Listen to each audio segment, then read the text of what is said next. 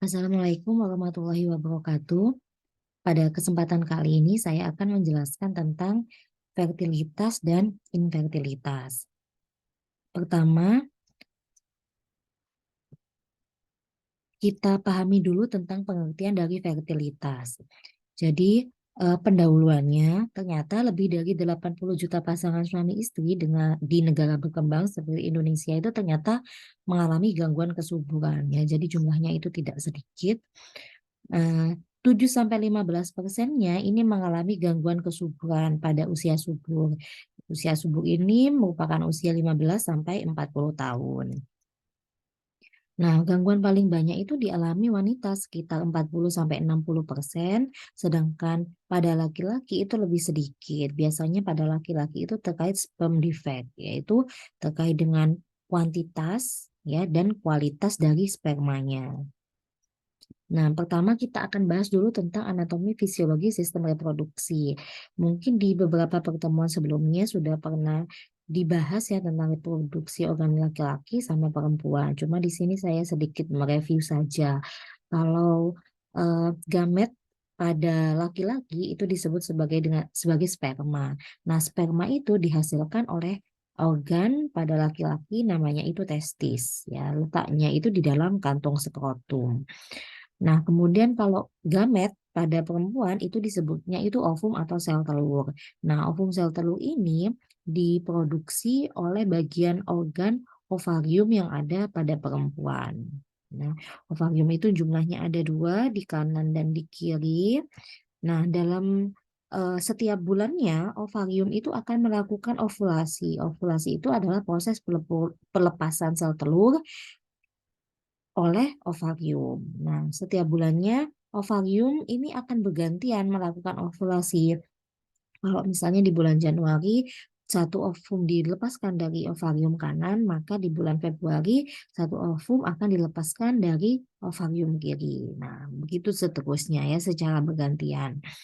Nah, untuk proses eh, pelepasan sel telur itu tergantung dari jumlah ovum yang dimiliki. Karena apa? Karena jumlah ovum itu sudah ditentukan dari masa bayi perempuan itu dilahirkan atau dibentuk di dalam perut ibunya. Ya, jadi dalam kehamilan ibu, bayi perempuan itu sudah dibawa atau disiapkan ca- masing-masing calon ovumnya, bukan calon ovum istilahnya, jatah ovum ya, jatah ovum.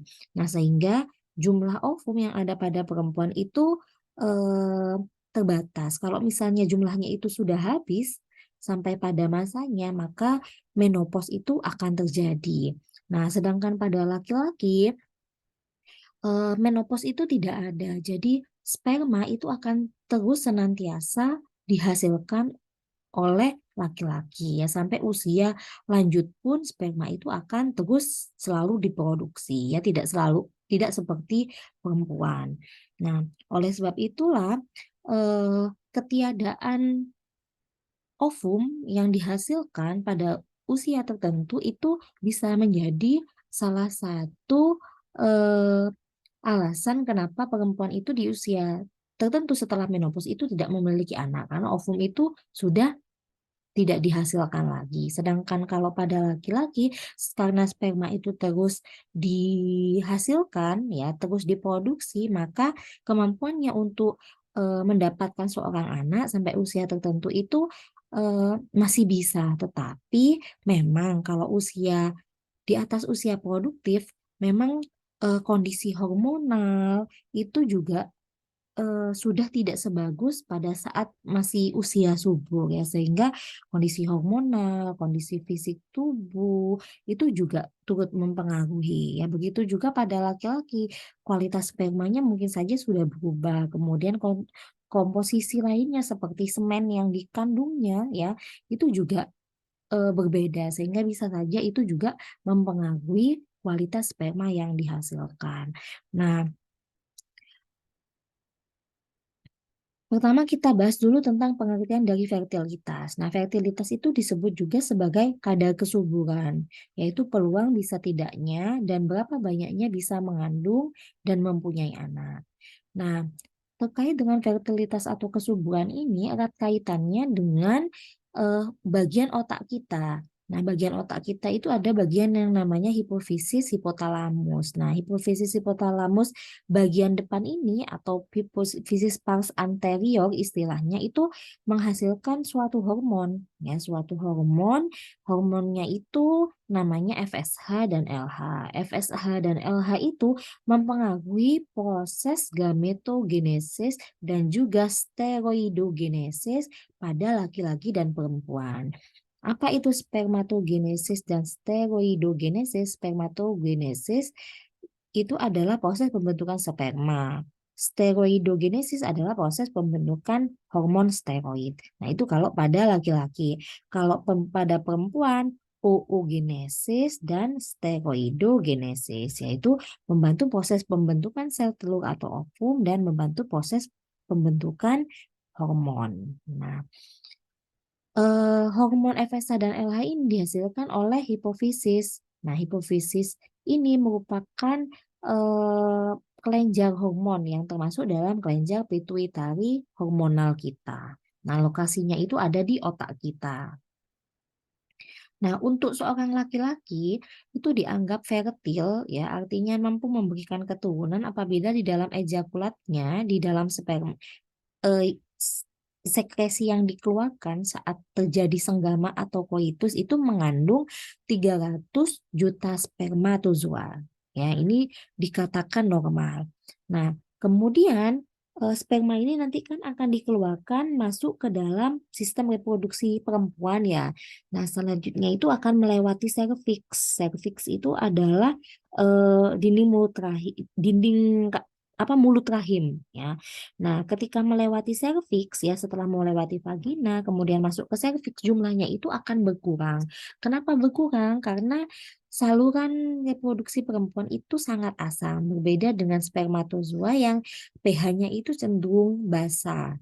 Nah, sehingga spermatozoa yang basa ini nanti akan mati oleh kadar keasaman saluran vagina, sehingga sperma yang berhasil masuk ke vagina itu hanya 1 juta sel. Nah, selanjutnya 1 juta sel ini eh, akan terus masuk ke dalam oviduct atau tuba falopi istilahnya, untuk selanjutnya di sana itu ingin bertemu dengan ovum. Nah, yang sampai di oviduct itu jumlahnya hanya mencapai ratusan. Ya, kita bayangkan dari 300 juta yang masuk awalnya ke vagina, kemudian di oviduct atau tuba falopi itu jumlahnya hanya ratusan saja. Nah, dari ratusan sperma yang masuk ke oviduct itu hanya 1 sperma saja yang bisa membuahi sel telur pada perempuan. Nah, ini adalah skema terjadinya proses fertilisasi atau pembuahan antara sperma dengan ovum, ya. Nah, dari beberapa yang masuk ke saluran perempuan, ya, itu hanya satu saja nantinya yang akan bisa eh, melakukan fertilisasi, ya, antara sperma dengan ovum, itu hanya 1 sperma saja. Nah, sebenarnya faktor-faktor apa sih yang mempengaruhi terjadinya kesuburan atau fertilitas itu? Yang pertama itu usia. Jadi, usia pada puncak kesuburan antara laki-laki dan perempuan itu berbeda ya. Kalau laki-laki itu usianya 24 sampai 25 tahun dan perempuan itu usia subuhnya itu 21 sampai 24 tahun. Nah, sebelum usia tersebut maka kondisi kesuburan seorang perempuan atau laki-laki itu masih belum benar-benar subur. Nah, begitu juga dengan setelahnya ya. Setelah usia ini maka kadar kesuburannya itu akan menurun ya secara perlahan-lahan. Oleh sebab itulah mengapa ada aturan bahwa usia produktif atau usia menikah untuk laki-laki dan perempuan itu di rentang waktu ini. Di rentang waktu ini karena apa? Karena usia kesuburan antara laki-laki dan perempuan itu di rentang usia ini. Ya, itulah alasannya. Nah, yang kedua itu frekuensi hubungan seksual. Nah, frekuensi hubungan seksual di sini maksudnya seberapa sering melakukan hubungan seksual. Nah, dianjurkan dalam melakukan hubungan seksual itu sekitar 2 sampai 3 kali dalam seminggu. Ya, tidak karena apa? Karena frekuensi yang terlalu sering itu bisa membuat kelelahan dan juga kuantitas sperma yang dihasilkan itu tidak terlalu banyak ya, sehingga ketika nanti terjadi ovulasi atau masa subur pada perempuan ya, itu sperma yang membuahi itu nanti dikhawatirkan kurang efektif. Nah, sehingga pertimbangan 2 sampai 3 kali terjadinya hubungan seksual dalam seminggu itu dianggap merupakan apa namanya frekuensi yang wajar ya, sehingga nantinya sperma yang dihasilkan itu memiliki kualitas sperma yang bagus untuk membuahi sel telur. Nah, yang ketiga itu karena adanya faktor lingkungan. Faktor di lingkungan di sini bisa meliputi faktor lingkungan fisik maupun pengaruh kimiawi atau pengaruh biologi. Misalnya apa? Misalnya karena adanya panas, adanya radiasi, rokok, narkotik, alkohol, infeksi, dan lain-lain. Nah, ini sangat mengganggu terhadap proses pembentukan gamet, entah itu gamet laki-laki ataupun gamet pada perempuan, yaitu sperma kalau pada laki dan ovum pada perempuan. Misalnya karena adanya panas. Nah, misalnya sopir atau driver truk yang selalu bekerja setiap hari ya, setiap jam, jadi lebih banyak di mengendarai motor ya. Yang menjadi permasalahan itu adalah kalau misalnya kendaraan besar seperti itu, seperti truk gitu ya, mesinnya itu kan ada di bawah tempat duduknya si drivernya itu, sopirnya itu. Nah, panas yang dihasilkan dari mesin yang ada di bawah tempat duduk itu bisa eh, mencapai testis, mencapai testisnya si driver itu tadi. Nah, padahal kita tahu ya bahwa untuk terjadinya proses spermatogenesis, proses pembentukan sperma itu diperlukan suhu yang sesuai, ya, diperlukan suhu yang sesuai. Sehingga ketika suhu testis itu menjadi lebih hangat, lebih panas dibandingkan suhu pada umumnya, pada suhu normalnya, karena adanya pengaruh mesin kendaraan itu, sehingga menyebabkan proses spermatogenesis itu terhambat. Ya, sehingga sperma yang dihasilkan itu bisa aja jumlahnya kurang secara kuantitas ataupun spermanya itu tidak bagus secara kualitas ya, karena rusak oleh panas ini. Kemudian adanya radiasi bisa menyebabkan proses terganggunya ovulasi misalnya kalau pada perempuan. Oleh sebab itulah kenapa eh, pada perempuan yang belum menikah ataupun yang sudah menikah di masa usia subur itu dilarang untuk menemani orang yang melakukan foto ronsen seperti itu. Nah, karena khawatir adanya radiasi yang ditimbulkan dari sinar X itu. Nah, selain itu sinar radiasi ini bisa menyebabkan mutasi atau kelainan-kelainan kromosom sehingga dikhawatirkan bisa menyebabkan gangguan kelainan kromosom jika itu terjadi pada ibu atau calon ibu yang produktif. Nah, kemudian asap rokok pun juga demikian. Asap rokok itu bisa menyebabkan gangguan kepada laki-laki itu sendiri yang merokok atau asapnya itu bisa mempengaruhi perempuan ya, istrinya, dan juga bisa mempengaruhi janin yang dikandungnya ya. Kemudian adanya narkotika, alkohol juga ikut mempengaruhi kadar kualitas dan kuantitas sperma yang dihasilkan oleh laki-laki. Kemudian adanya infeksi, entah itu infeksi karena bakteri, virus, ataupun parasit juga ikut mempengaruhi eh, sperma ataupun ovum yang dihasilkan.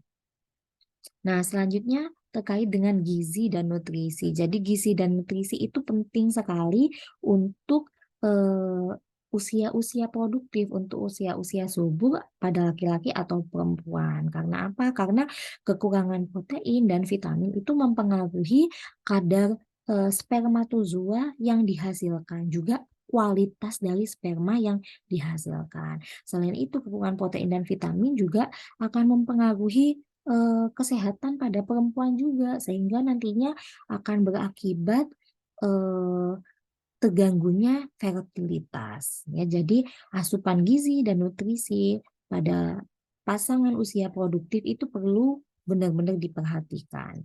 Nah, kemudian adanya stres psikis ya. Jadi ada tekanan jiwa, entah itu karena pekerjaan, entah karena pikiran lain, kecapean. Nah, itu bisa mengganggu siklus head pada perempuan. Kalau siklus headnya terganggu, otomatis kan eh, proses ovulasinya itu juga terganggu ya. Kalau ovulasinya terganggu kan jadinya tidak bisa diketahui kapan masa subur yang tepat untuk melakukan hubungan suami istri. Kemudian menurunkan libido misalnya pada laki-laki sehingga hasrat untuk berhubungan itu kurang atau tidak ada. Kemudian dari kualitas spermatozoa yang dihasilkan juga berbeda. Kalau kondisinya itu sedang tidak kondisi mentalnya itu sedang tidak baik ya karena adanya stres psikis ini tadi. Nah, yang perlu diperhatikan yang pertama itu adalah tentang hidup sperma dan ovum itu pendek ya. Jadi ketika eh, sperma itu dihasilkan ya diejakulasikan oleh laki-laki kemudian masuk ke organ reproduksi perempuan itu usia spermanya itu tidak akan lama ya. Jadi eh, mungkin hanya bisa bertahan sekitar 2 sampai 3 hari dalam organ reproduksi betina itu adalah untuk ukuran standar sperma yang paling bagus ya. Tetapi sebagian besar sperma itu akan segera mati beberapa jam atau hingga 24 jam atau 48 jam di dalam organ reproduksi perempuan. Karena apa? Karena saluran reproduksi perempuan itu sangat asam sekali ya. Nah, kondisi ini nih sebenarnya tidak terlalu cocok eh, untuk untuk sperma pada laki-laki ya. Sehingga hanya sperma dengan kualitas yang bagus lah yang bisa mencapai ovum ya. Kemudian yang kedua, ovum itu tetap hidup selama sekitar 24 jam, tetapi waktu optimal untuk fertilisasi mungkin tidak lebih dari 1 sampai 2 jam ya. Kalian perlu ketahui bahwa ketika ovum itu dihasilkan oleh ovarium, nanti kan akan masuk ke dalam tuba falopis ini ya.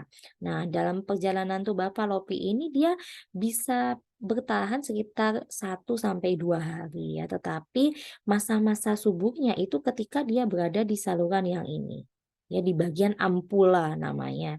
Nah, karena disinilah tempat terjadinya proses fertilisasi antara sperma dengan ovum. Ketika dia sudah melewati ampula ini, maka meskipun ada sperma yang masuk, maka proses fertilisasi itu tidak akan terjadi. Oleh sebab itulah eh, produksi pada saat proses ovulasi itu memang telurnya itu bisa hidup dalam 24 jam ya, tetapi waktu optimal untuk fertilitas itu mungkin tidak lebih dari 1 atau 2 jam, yaitu ketika hanya berada di bagian ampula. Kemudian yang ketiga, waktu berhubungan seksual itu merupakan hal yang kritis ya. Jadi waktu berhubungan frekuensinya misalnya 2 sampai 3 kali seminggu itu perlu diperhatikan. Kemudian waktunya juga melihat kondisi psikis dan fisik dari yang perempuan juga. Kalau kondisinya masih lelah, kecapean, sebaiknya tidak dulu. Karena apa? Karena kondisi itu bisa mempengaruhi kondisi hormonal perempuan sehingga ketika terjadi koitus atau intercourse itu bisa mempengaruhi tingkat kesuburan. Kemudian yang selanjutnya itu pria harus mampu memproduksi sperma yang normal dan jumlah serta gerakannya atau motilitasnya itu adekuat. Jadi ketika terjadi proses ejakulasi atau pengeluaran sperma, maka laki-laki itu harus mampu memproduksi sperma itu dengan jumlah yang banyak ya. Maksudnya banyak itu jumlah normal untuk sekali ejakulasi ya. Kemudian selain jumlahnya itu banyak, sperma yang dihasilkan itu harus dalam kondisi normal. Maksudnya normal itu seperti apa? Maksudnya normal itu dia lengkap, ada kepala, ada leher, kemudian dia memiliki ekor. Kemudian karena dia sudah memiliki ekor, sperma itu harus dapat bergerak. ya atau motil artinya.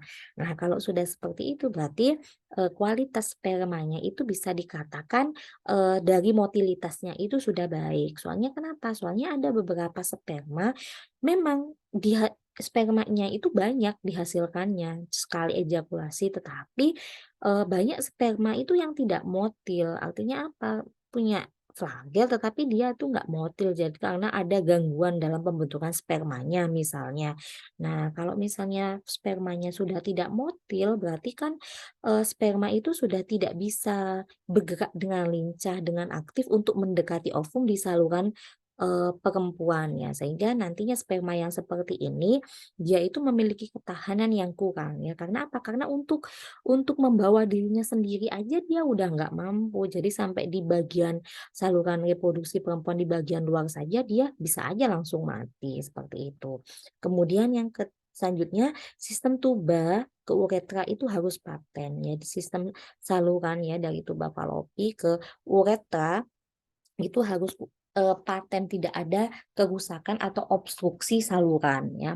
Kemudian yang selanjutnya ejakulasi itu harus memiliki simpanan semen di sekitar cervix pada waktu siklus menstruasi wanita yang tepat. Jadi begini ya. Jadi ketika seorang laki-laki itu mengeluarkan atau terjadi ejakulasi, maka pada saat itu yang dihasilkan itu tidak hanya sperma. Nah, yang dihasilkan itu pada saat itu ada yang namanya semen ya. Semen ini tujuannya apa? Tujuannya yang pertama dia untuk memberi pelumas ya pada saluran reproduksi eh, perempuan, maaf, jadi sebelum terjadi ejakulasi itu kan laki-laki itu akan mengeluarkan cairan ya. Tujuan cairannya itu sebagai lubrikasi atau sebagai apa namanya, pelumas agar saat terjadi intercourse atau coitus itu tidak sakit ya, diberi pelumas dulu. Nah, kemudian setelah terjadi ejakulasi yang keluar, yang kita lihat itu sebenarnya itu adalah sebenarnya semennya ya, yang kita amati cairannya itu sebenarnya semennya. Nah, sedangkan spermanya itu berupa sel-sel yang bisa kita amati dengan bantuan mikroskop. Nah, cairan semen yang berwarna putih kental itu yang biasanya keluar saat ejakulasi itu berfungsi sebagai sumber nutrisi untuk sperma. Ya, sehingga ketika dia diejakulasikan maka eh, si apa namanya, si sperma itu sudah memiliki asupan nutrisi yang cukup sehingga dia itu bisa bergerak dengan lincah, dengan bebas di dalam saluran reproduksi perempuan. Nah, untuk wanita yang perlu diperhatikan, jadi di dalam ovarium ya, di dalam indung telur di sini namanya itu ovarium. Nah, di sini seiring dengan perkembangannya sel telur di dalam ovarium itu terjadi perkembangan folikel-folikel. Ya, ini adalah perkembangan folikel-folikel yang kuning, ini adalah perkembangan sel telur atau sel ovum kalau pada perempuan. Nah, setelah folikel ya, ini adalah folikel tegap. Folikel tegap itu adalah folikel yang matang. Jadi kalau pada perempuan folikel tegap yang matang itu harus mampu melepaskan ovum yang sehat yang mampu difertilisasi atau yang mampu dibuahi. Nah, selanjutnya ovum ini nantinya itu harus bisa ditarik oleh fimbre. Fimbre itu adalah bagian yang ini, bagian yang seperti corong ke dalam tuba uterina atau ke dalam tuba falopi. Yang dimana tuba falopinya itu harus paten, artinya tidak ada obstruksi atau penyumbatan-penyumbatan, sehingga bisa difertilisasi dalam waktu beberapa jam pasca ovulasi. Nah, selanjutnya hasil konsepsi atau hasil fertilisasi yang terjadi di bagian ampula tuba falopi ini nantinya itu harus mampu bergerak ya ke bawah sini dan selanjutnya masuk ke dalam uterus. Uterus itu adalah rahim. Nah, selanjutnya dia itu harus mampu berkembang dengan baik di sini, di dalam uterus ini. Nah, selanjutnya implantasi blastosit. Nah, blastosit itu adalah tahap perkembangan dari zigot ya. Jadi setelah ovum dan sperma itu terfertilisasi, nah selanjutnya kan dia berkembang menjadi zigot. Zigot itu nanti akan membelah menjadi 2 sel, 4 sel, 8 sel, dan 32 sel. Nah, jumlah zigot yang 32 sel ini disebut sebagai mogula. Nah, setelah mogula nanti akan berkembang menjadi blastula. Nah, blastula ini nantinya itu akan membentuk rongga. Nah, bentukan yang seperti ini disebut sebagai blastosit, sel blastula. Nah, blastula ini nantinya akan bernidasi atau menempel di dinding endometrium. Jadi, hasil pembuahan ovum dan sperma yang menempel di endometrium itu disebut sebagai blastosit. Nah, terjadinya itu sekitar 10 hari pasca terjadinya fertilisasi di ampula sini. Ya, jadi perjalanannya misalnya ini hari pertama ovulasi, kemudian pada saat itu juga ada fertilisasi di bagian ampula. Nah, 10 hari kemudian zigot ini setelah membelah nanti akan mengarah ke uterus atau rahim. Nah, untuk selanjutnya terjadi nidasi atau implantasi di dinding rahim ini. Nah, dalam bentuk blastosit namanya. Oke, nah selanjutnya hasil fertilisasi yang sudah terimplantasi di sini ini nanti harus mampu dapat hidup dengan baik dan dapat dilahirkan pada usia tertentu dalam kondisi baik ke kehidupan di luar uterus ya, atau disebut juga sampai proses melahirkan. Nah, selanjutnya kita akan bahas tentang infertilitas. Jadi pengertian dari infertilitas itu adalah kekurangmampuan suatu pasangan untuk menghasilkan keturunan. Atau bisa juga dijelaskan kalau infertilitas itu merupakan gagalnya pasangan usia reproduksi atau usia subur untuk mendapatkan kehamilan setelah 12 bulan atau lebih usia pernikahannya dengan frekuensi hubungan seksual yang normalnya 2 sampai 3 kali seminggu tanpa menggunakan alat kontrasepsi. Nah, eh, pengertian lainnya, infertilitas itu adalah suatu keadaan ketidakmampuan terjadinya penanaman setelah beberapa tahun melakukan interkos atau hubungan seksual secara reguler tanpa pelindung atau berusaha mempertahankan kehamilan sampai melahirkan bayinya. Jadi ternyata pengertian infertilitas berdasarkan pengertian-pengertian ini sangat luas sekali ya. Kalau yang pertama itu kita bisa simpulkan bahwa orang yang nggak punya anak itu disebut infertil ya. Kemudian yang kedua setelah misalnya ada pasangan suami istri menikah dalam waktu 1 tahun tidak punya anak maka itu bisa dikatakan sebagai infertil ya. Atau bisa juga dikatakan bahwa sudah ada hubungan suami istri, kemudian sudah terbentuk zigot, kemudian hamil, maksudnya bukan hamil terjadi implantasi atau penempelan pada dinding rahim zigotnya itu dalam bentuk blastosit, tetapi karena ketidakmampuan rahim untuk menjaga perkembangan blastosit itu menjadi bayi, maka terjadilah keguguran. Nah, sehingga inilah juga disebut sebagai infertil atau tidak subur kalau orang awam ngomongnya ya. Jadi pengertian infertil itu luas sekali. Nah, tapi menurut WHO itu memberi batasan bahwa ternyata pengertian infertil itu dikategorikan menjadi 2. Yang pertama ada infertilitas primer, yang kedua itu ada infertilitas sekunder. Infertilitas primer itu maksudnya ketika orang yang baru menikah, yang sudah menikah dan dia itu belum pernah hamil sama sekali dalam waktu 12 bulan. Ya, dalam 12 bulan pernikahannya setelah dia itu melakukan hubungan seksual yang rutin ya selama 2 sampai 3 kali dalam seminggu tanpa menggunakan alat kontrasepsi pada saat melakukan hubungan seksual tersebut. Nah, itu baru dikatakan infertil primer.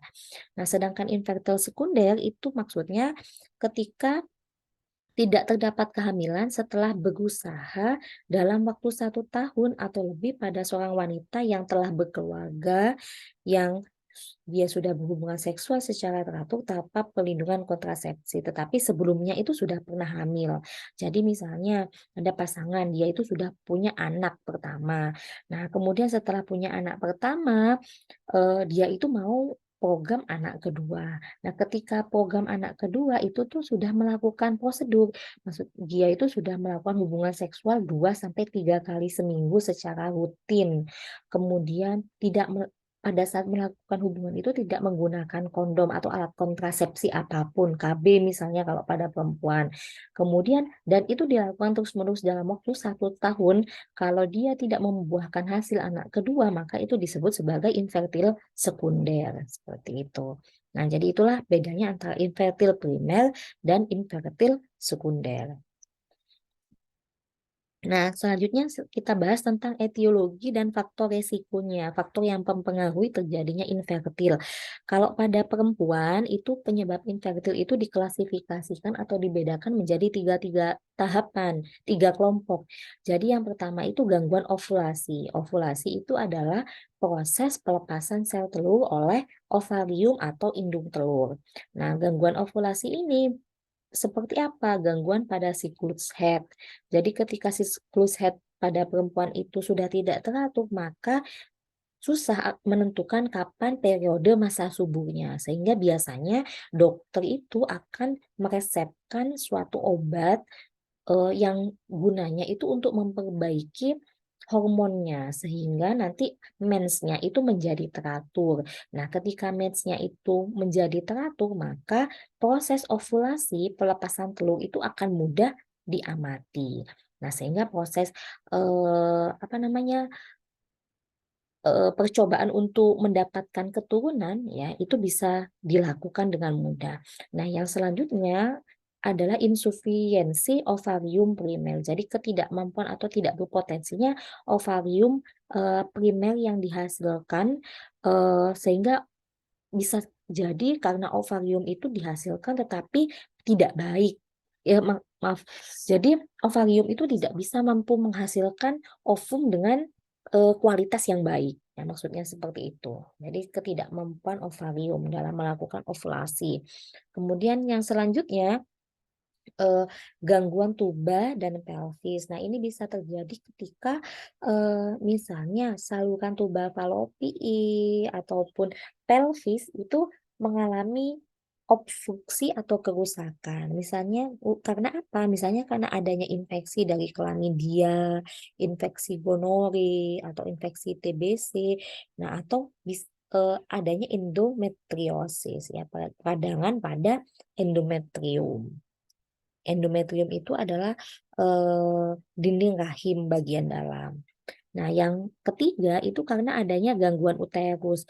Jadi ada masalah dengan rahim pada perempuan. Rahim itu yang bentuk V ini, yang warna merah ini adalah rahim.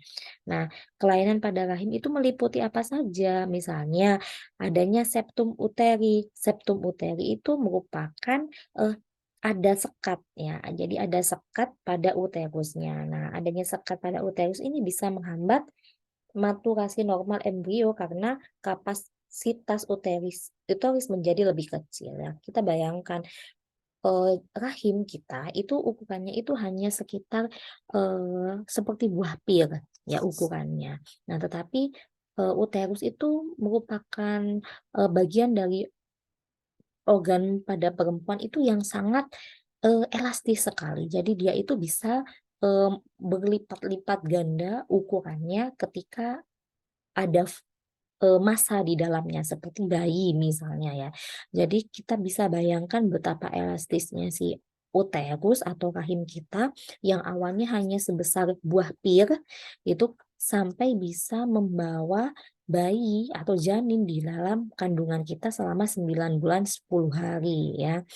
Di situ dengan berat bayi bisa mencapai eh, tinggi badannya 50 cm dan berat badannya itu bisa sampai 4 sampai 5 kilo. Kita bayangkan betapa elastisnya uterus yang ada pada perempuan. Nah, kalau misalnya ada gangguan ya, misalnya ada gangguan ya pada uterus, ada hambatan misalnya, ada sekat, nah otomatis kan ini mempengaruhi kapasitas volume dari uterus kita yang hanya sebesar buah pir. Nah, sehingga kalau ada hambatan seperti itu menyebabkan kematangan embrio yang menempel di sini ini tidak akan tumbuh dengan baik. Nah, yang kedua itu karena adanya mioma uteri atau miom ya, miom yang terjadi pada uterus. Nah, kalau ada miom ya, ada miom, ada tonjolan itu bisa mempengaruhi transportasi ya, apa transportasi lewatnya si gamet itu dengan cara menghalangi ostium tuba, saluran tuba yang ada di sini. Ya, sehingga ininya nggak bisa keluar, yang si sperma nggak bisa masuk karena adanya hambatan. Kalau misalnya ada hambatan seperti ini kan otomatis nggak akan bisa ketemu si sperma dan ovum. Nah, sehingga eh, menyebabkan apa tidak terjadinya fertilisasi ya.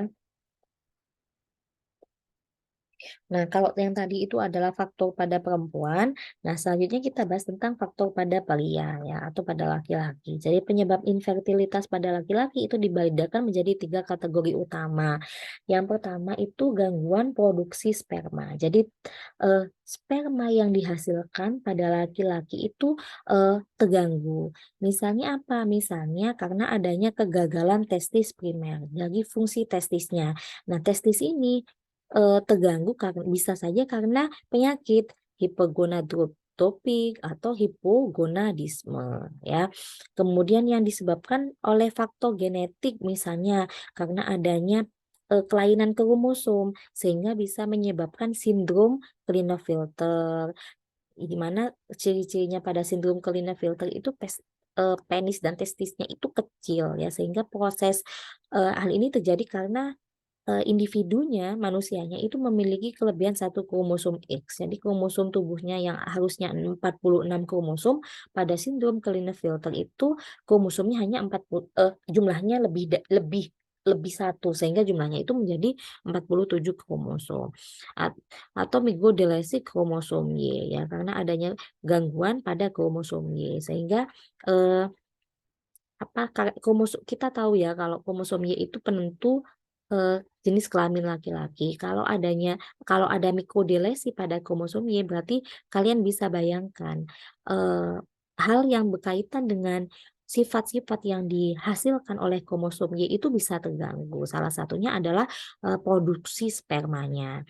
Kemudian adanya kerusakan langsung antara lain terkait dari anatomi dari testisnya bisa mengalami kerusakan atau adanya infeksi mumps orchitis. Mumps orchitis itu nama lainnya adalah gondongan ya. Kalau orang Madura bilangnya itu bergusen ya, yang biasanya terjadi pembengkakan di daerah eh, apa namanya bawah pipi. Nah, itu disebut sebagai gondongan atau mumps orchitis ya. Atau karena adanya gonadotoksin ya, jadi adanya toksin yang mempengaruhi gonad. Kalau pada laki-laki itu berarti mempengaruhi testisnya. Nah, misalnya bahan-bahan kimiawi tertentu. Kemudian penyebab yang kedua itu adanya gangguan fungsi dari spermanya. Kalau yang pertama itu nggak bisa menghasilkan sperma, kalau yang kedua ini bisa menghasilkan sperma, tapi spermanya itu eh, fungsinya itu kurang. Ya, misalnya karena apa? Misalnya karena adanya akibat antibodi anti sperma ya. Jadi ada antibodi yang menyerang sperma itu sendiri. Kemudian ada radang saluran genital. Pada laki-laki disebut sebagai prostatitis, yaitu radangnya pada prostat ya. Prostat itu adalah kelenjar laki-laki yang dimana kelenjar prostat ini berfungsi untuk menghasilkan semen ya, cairan pada saat ejakulasi bersama dengan sperma itu tadi.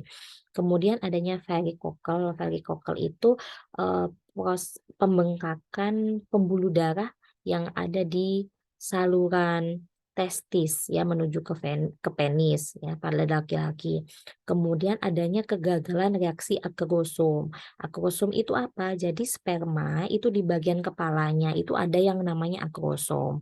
Nah, di dalam akrosom itu banyak mengandung enzim-enzim. Nah, yaitu ada enzim akrosin, kemudian ada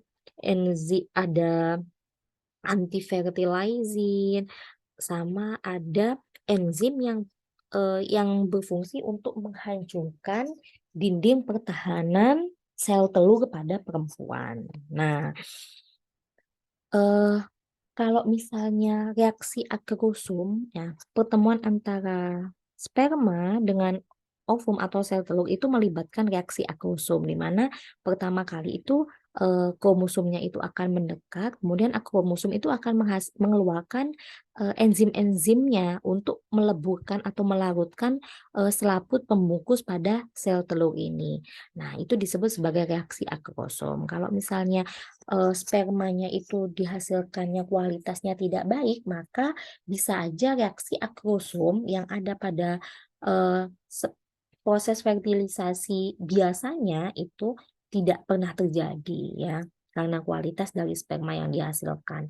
Kemudian ketidaknormalan biokimiawi pada sperma atau gangguan dengan perlengketan sperma ya ke zona polisida saat terjadinya penetrasi ya. Jadi antara satu sperma dengan sperma yang lain itu bisa aja terjadi perlengketan ya. Kemudian eh, yang ketiga itu karena adanya sumbatan pada duktus. Jadi eh, si testisnya bisa menghasilkan sperma, spermanya bisa dikeluarkan ya, tetapi ada sumbatan pada salurannya. Misalnya apa? Misalnya karena adanya vasektomi. Vasektomi itu adalah pengikatan atau pemotongan pada saluran vas deferens laki-laki. Nah, biasanya vasektomi ini digunakan untuk proses KB kalau pada laki-laki ya. Kalau pada laki-laki saluran vasektominya itu dipotong, biasanya diikat ya, supaya apa? Supaya ketika terjadi proses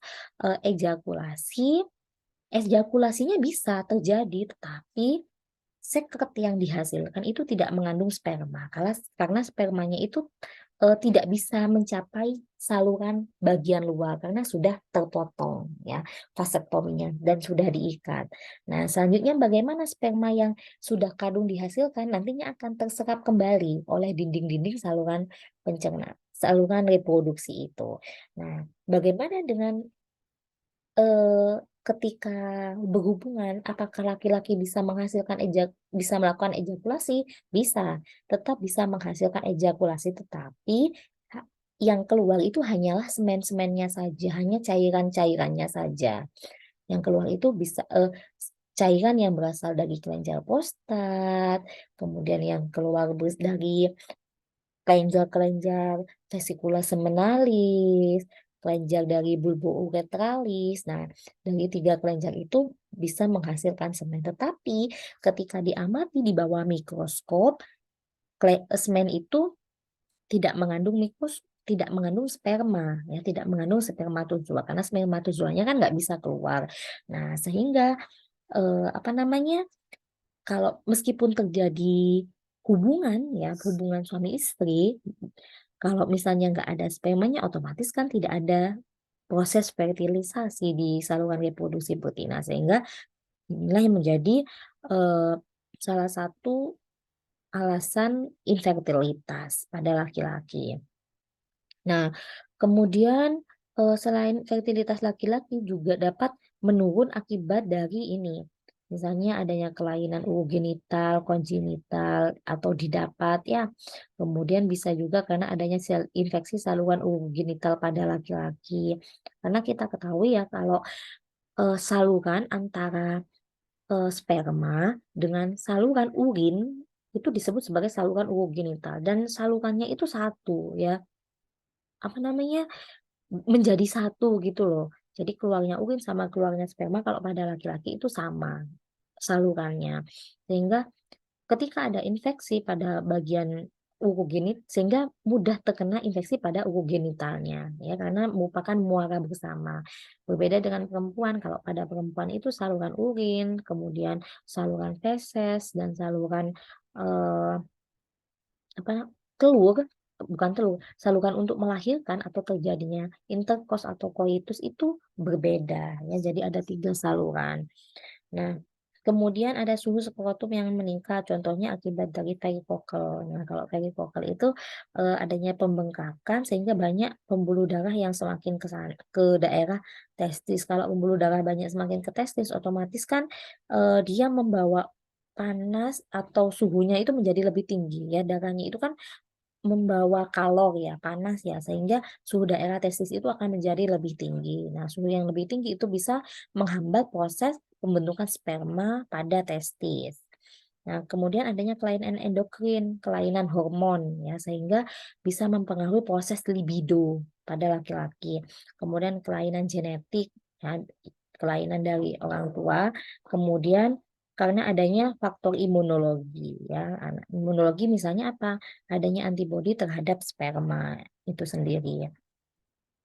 Nah, ini adalah faktor-faktor resiko atau faktor-faktor pemicu terjadinya infertilitas. Misalnya yang pertama karena adanya gaya hidup, konsumsi alkohol ya. Jadi alkohol ini bisa menyebabkan fungsi Leydig. Sel Leydig itu adalah salah satu sel yang ada di dalam, testis kita ya. Di dalam testis pada laki-laki itu ada yang namanya sel Leydig. Nah, sel Leydig ini, eee, dia itu apa namanya, berperan untuk apa namanya, memberi makan untuk sel sperma ketika dia berada di dalam testis. Nah, ketika orang pecandu alkohol, maka fungsi sel Leydig itu, eee, dapat apa namanya, dapat dapat berkurang ya fungsinya ya. Selain itu, si Leydig itu juga dapat mengurangi sintesis testosteron. Maaf, jadi selain itu, karena adanya alkohol ini bisa menyebabkan fungsi Leydig yang biasanya menghasilkan hormon testosteron itu juga menjadi terhambat, ya.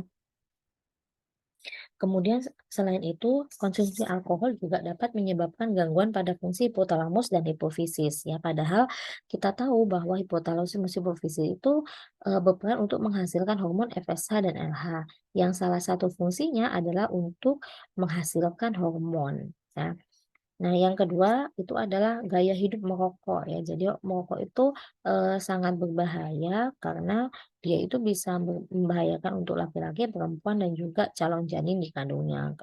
Pengaruhnya terhadap oosit atau pada perempuan itu bisa menyebabkan oksidatif terhadap mitokondria yang ada pada ovum. Kalau pada sperma itu bisa menyebabkan tingginya kerusakan morfologi bentukan sperma sehingga mempengaruhi kualitas sperma dan kuantitasnya, dan embrio itu bisa menyebabkan keguguran ya. Kemudian untuk berat badan, untuk perempuan yang memiliki indeks massa tubuh lebih dari 29 itu dia cenderung memiliki waktu yang lebih lama untuk mendapatkan kehamilan. Sedangkan untuk laki-laki yang memiliki indeks massa tubuhnya lebih dari 29 akan mengalami gangguan fertilitas ya. Kemudian olahraga juga perlu ya, olahraga ringan sampai sedang itu dapat meningkatkan fertilitas karena, akan meningkatkan aliran darah dan status antioksidan di dalam tubuh kita. Kemudian stres terjadi, kalau orang stres itu bisa menyebabkan kenaikan tekanan darah dan juga nadi ya, karena stres itu bisa menyebabkan penyempitan aliran darah ke organ-organ panggul, sehingga aliran darah ke organ panggul dan saluran reproduksi itu akan menjadi terhambat.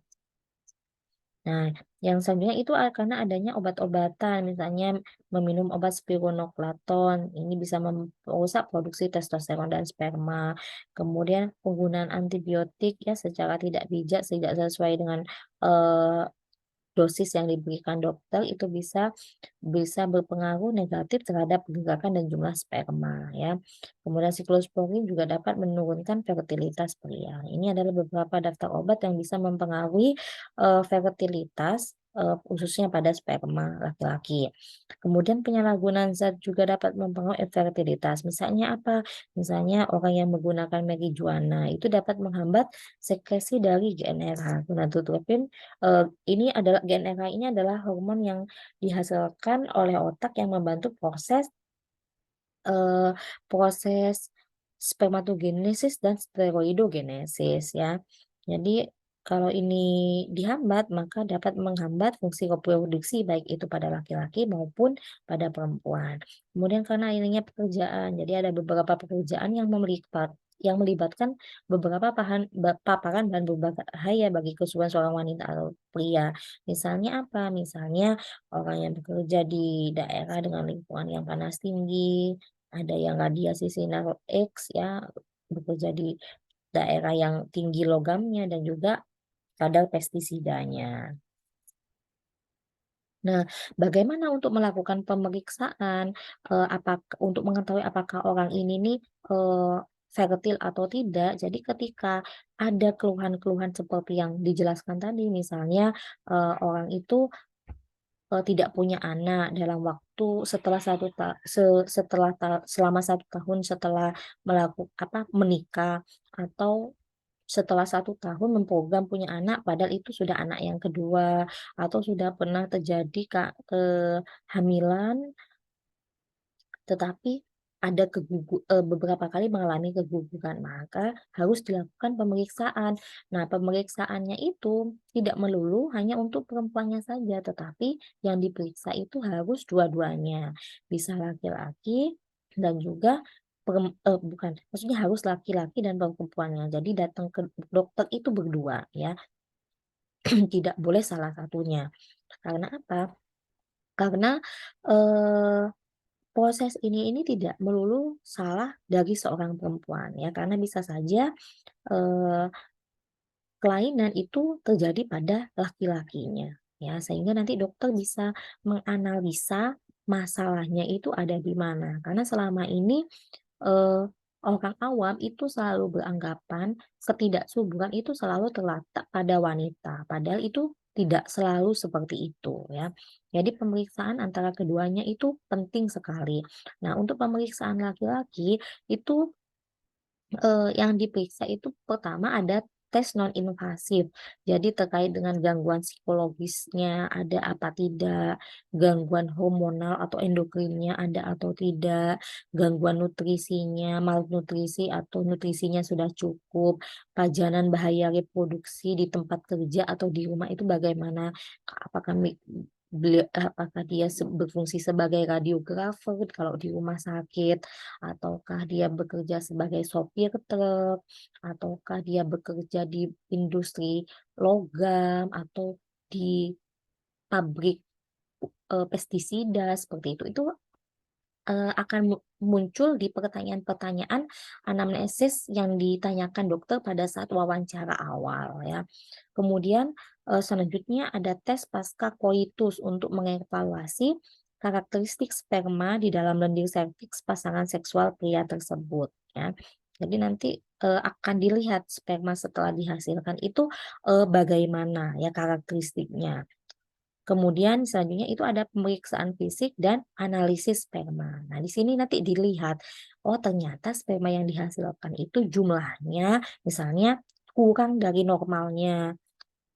Jadi sperma yang dihasilkan misalnya hanya sedikit sekali, atau bisa aja jumlahnya banyak tetapi ternyata sperma yang dihasilkan itu banyak yang tidak sehat, tidak motil ya, tidak bisa bergerak ya, atau sperma yang dihasilkan itu banyak yang mati. Jadi percuma meskipun jumlahnya itu banyak. Nah, ini pemeriksaan inilah yang biasa dilakukan pada laki-laki. Sedangkan kalau pada perempuan, yang pertama dilakukan adalah pemeriksaan fisik dan riwayat lengkap ya. Misalnya dokter biasanya akan menggali terkait durasi infertilitas. Jadi sudah berapa lama tidak mengandung gitu ya, setelah terjadi hubungan. Kemudian peristiwa obstetrik yang lalu serta riwayat seksual yang terinci. Misalnya apakah sudah pernah, mengalami keguguran atau belum, berapa kali, frekuensi kegugurannya, seperti itu. Kemudian ada pemeriksaan spesifik terkait dengan saluran reproduksinya, harus dicari tahu bukti adanya kelainan sistem endokrin atau hormonalnya bagaimana, mensnya lancar atau tidak, seperti itu. Kemudian ada pemeriksaan laboratorium, darah, urin, hormon itu semuanya dicek juga. Kemudian ada pemeriksaan radiologis ya, di USG atau di HSG untuk melihat, kondisi dari rahimnya ya dicek, apakah ada kelainan atau tidak. Kemudian dilakukan laparoskopi untuk mencari atau mengobati penyebabnya kalau memang diketahui ada kelainan ya berdasarkan hasil USG itu tadi. Nah, bagaimana untuk mencegah ya sebagai langkah-langkah preventif untuk mencegah agar tidak terjadi infertilitas. Yang pertama itu menjaga kebugaran tubuh ya. Jangan terlalu eee, gendut ya, jangan terlalu gendut baik itu laki-laki ataupun perempuan. Harus dijaga stamina kebugarannya ya dengan cara apa? Dengan cara olahraga ringan sedang secara teratur. Kemudian makan makanan bergizi tinggi, misalnya protein dan vitamin ya. Kemudian hindari merokok, ya, karena ini bisa mempengaruhi jumlah dan kualitas sperma pada laki-laki. Kemudian jangan minum alkohol karena minum alkohol itu bisa menurunkan kadar hormon testosteron yang ada pada laki-laki, dan hindari juga narkotika karena narkotika itu bisa menyebabkan gangguan pada saraf kita, yaitu bagian hipotalamus, di mana hipotalamus itu berfungsi untuk menghasilkan hormon yang bisa membantu atau mempengaruhi terjadinya proses spermatogenesis dan steroidogenesis. Kemudian yang selanjutnya itu pemeriksaan kesehatan secara rutin ya kepada dokter dan lakukan konseling pranikah ya. Tetapi mungkin kalau di Indonesia konseling pranikah itu jarang terjadi ya. Kemudian selanjutnya ada penanganan infeksi secara serius, terutama infeksi prostat. Kalau diketahui ternyata yang laki-laki itu mengidap infeksi prostat. Kemudian ada kelainan skrotum atau tidak, ya, atau maupun ada hambatan tidak di saluran sperma seperti itu. Nah, bagaimana dengan terapinya? Nah, kalau diketahui misalnya ada infertilitas, ya, ada gangguan memang, maka diberikan obat penyubur, ya, baik itu pada laki-laki atau perempuan biasanya. Kemudian dibagikan vitamin dan diberi Dynamic Trio. Kemudian kalau memang pada proses terapi awal pemberian obat ini tidak mampu dan dirasa perlu, maka dokter itu akan melakukan program inseminasi buatan. Jadi sperma suami itu langsung dimasukkan ke dalam rahim ya, tidak melalui proses, ejakulasi secara secara biasanya ya. Jadi dokter akan membantu sperma yang dihasilkan laki-laki itu nantinya diambil, kemudian nanti dimasukkan ke dalam rahim perempuan ya. Kemudian terapi hormon ya. Jadi ini merupakan salah satu cara untuk mengobati endometriosis. Nah, di sini dilakukan untuk memberikan obat gen RH sehingga proses hormonal pada proses hormonalnya itu menjadi lebih baik ya, siklus menstruasi, ovulasinya itu bisa menjadi teratur. Nah, sudah sekian untuk materi, fertilitas dan infertilitas. Terima kasih atas kesempatan kali ini. Saya akhiri, wassalamualaikum warahmatullahi wabarakatuh.